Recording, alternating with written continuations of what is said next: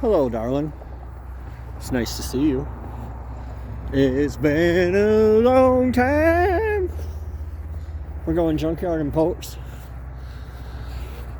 I think I work harder at home than I did at work, but I finally found the time to get out here and search for treasures.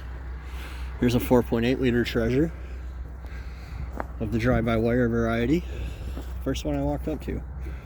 I'm walking away from the sun because I know some of you, here's a 5.3 drive-by-wire or drive-by cable.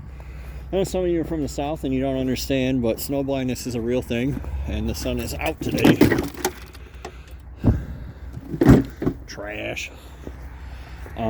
So yeah, it's kind of hard for me to see what we got here. You can tell by the round cover it's drive-by. Oh, look at that. It's not. This must be an 02. No sticker. You can tell by the round cover that it's a newer engine, which is typically the square covers are, well, all the square covers. Oh, the RPO tag's gone too. All the square covers are like 99 2000s. They're all drive-by cable. This one's an 01 of unknown vintage with 706 heads. 706 heads that are not Magnum 3.7. How fun. This thing must have been a real party animal.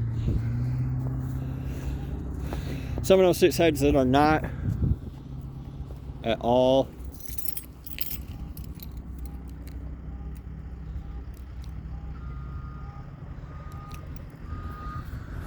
I hear an alarm going. I hope it's not my truck because Peanut and Coco are in there. 4.3 liters of Fury. This is a Buick Rainier. Vortec 4200. These are likely candidates to have 5.3s if you see one. A Jeep without a Hemi. Another 3.7. Chrysler guys just don't like to party, man. These must all be new because they're all complete. Drive-by-wire. 5.3. Is this an SUV? No, it's an Avalanche. It might be Flex. Let's look.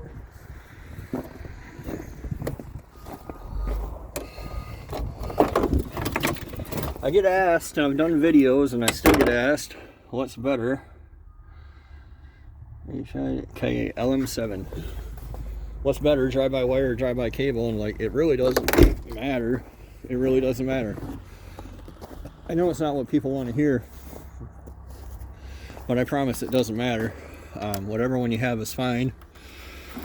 They didn't go to drive-by-wire on literally everything on the road, including the ZL1 and ZR1, and because, you know, Biden's trying to make you transgendered. They did it because it's better. If you drove one that sucked, it's because you drove a stock one. Just because you drove your dad's truck and you couldn't do burnouts, we're just a wash in 5.3s here, 8.62s, which are not 706s. PSD LM7. So, how can you tell what your engine is? From these codes.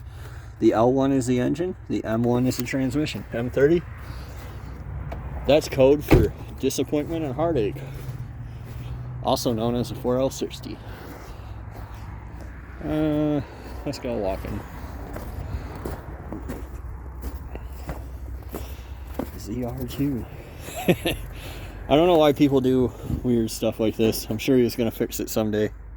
Always makes me laugh. I'm sure he just, in reality, drove it around with a big hole cut in the side of it for no apparent reason. There's a solid chance that, like, well, this one looks like it got banged up, which makes it a good one to L35. What the fuck is an L35? I don't know what an L35 is. Oh, it's a fucking 4.3. That's why I don't know, because I don't care. That's service bed over there. It's kind of cool.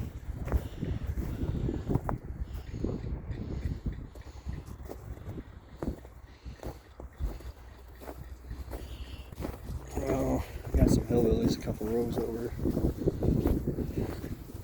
TBI. Can't kill them. There's like 3 of these Econolines out here right now. It's kind of weird.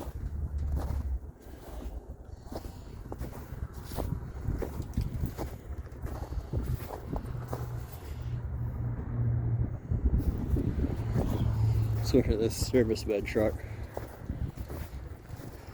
Mainly because it's a, Daryl clone 88. A lot of times they don't have a lot of miles on them. They just sit around a shop lot somewhere. But this one has all the miles on it, or all the wear on the seat anyway, which is the point I was getting to. What we got under the hood? Stupid Smog 350. Yep. I'm sure she's a real tire fryer. The old sport van. Yeah, the yard's just like loaded up with vans lately. What we got here? LM7. I had one of these seats in Darryl for a long time.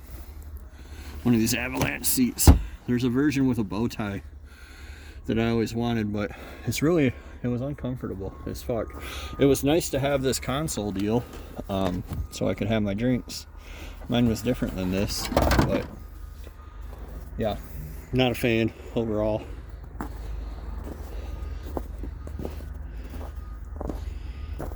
Square S10.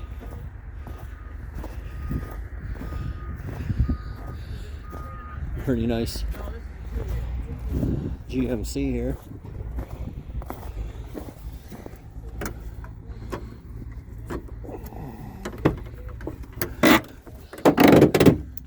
If you're wondering, the longer rod is what opens the door when they're like that. LM7, I don't care. '02 Suburban.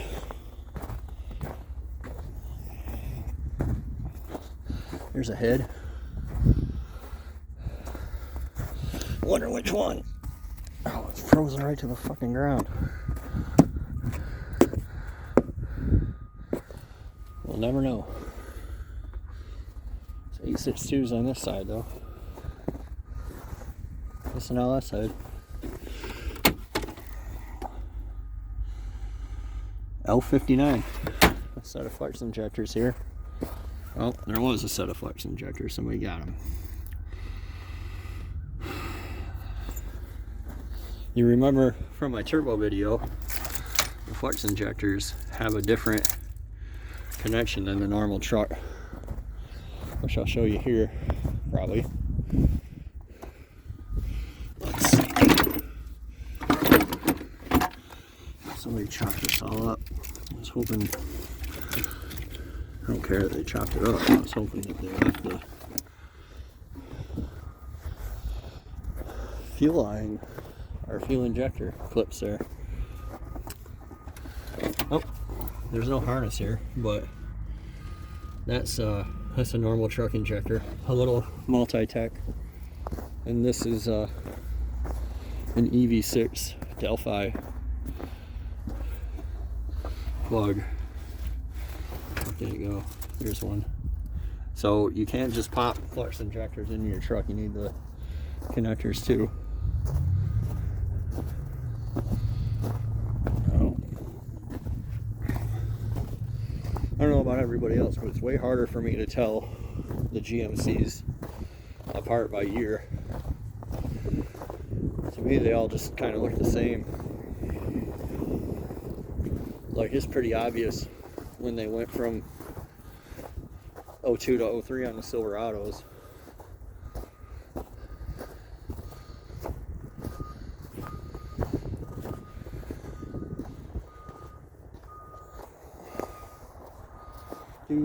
Do 862s.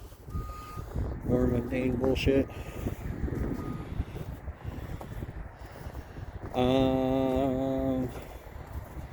Here's a mount that you can use. You can use this one for a 411, but it kind of sucks. It's better to use the 411 S10 mount for a 411. Classy, not trashy. Oh, let's see. Tahoe. I don't know. I would like to buy like a $400 Tahoe, but I never find them. LM7. But they clog up the yards. So I can oxymoron. Like, why didn't I see this before it came here?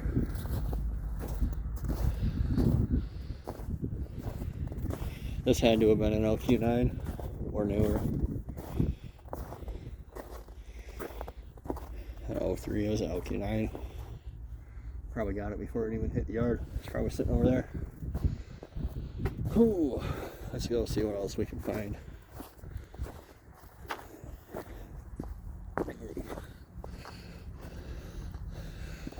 There was a time when these Grand Cherokees were like the best deal on budget off-roaders, because you can just put the back springs in the front, and then you can put Crown Vic springs in the back.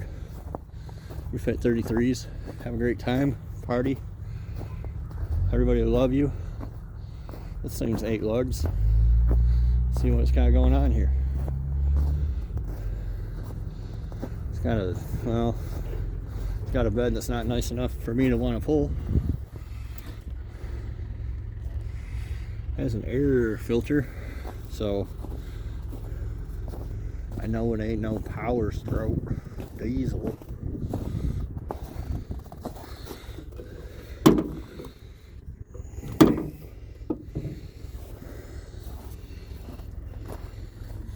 Oh, it is. This is a Power Stroke, or maybe it's a. This must be one of the IDI ones. Neat. Unfortunately, it's 2-wheel drive, so the transmission's no good to me. Bummer. Well, sorry, old friend. If your owner would have spent more money on tires, maybe you wouldn't be folded in like this. I love it when I see somebody driving like a classic like this, and you know, they're dailying it and they're not taking care of it, and then they crash it into some shit and they're like, oh, she kept me safe. Like, yeah, I don't know why she did that. She should have let you go. Saved herself. This is pretty cool.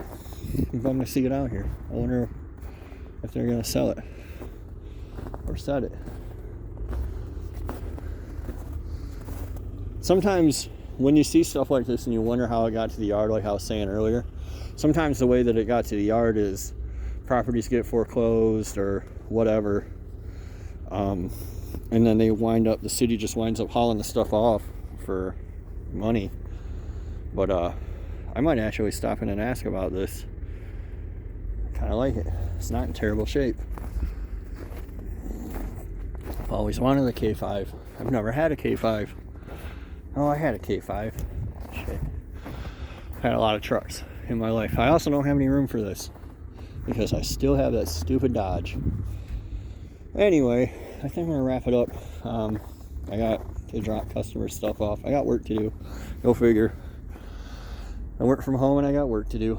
So I thank you guys for watching. I hope you enjoyed the stroll through the yard. It's a lovely day. And be sure to like and subscribe. We'll see you next time on The Driveway Engineer.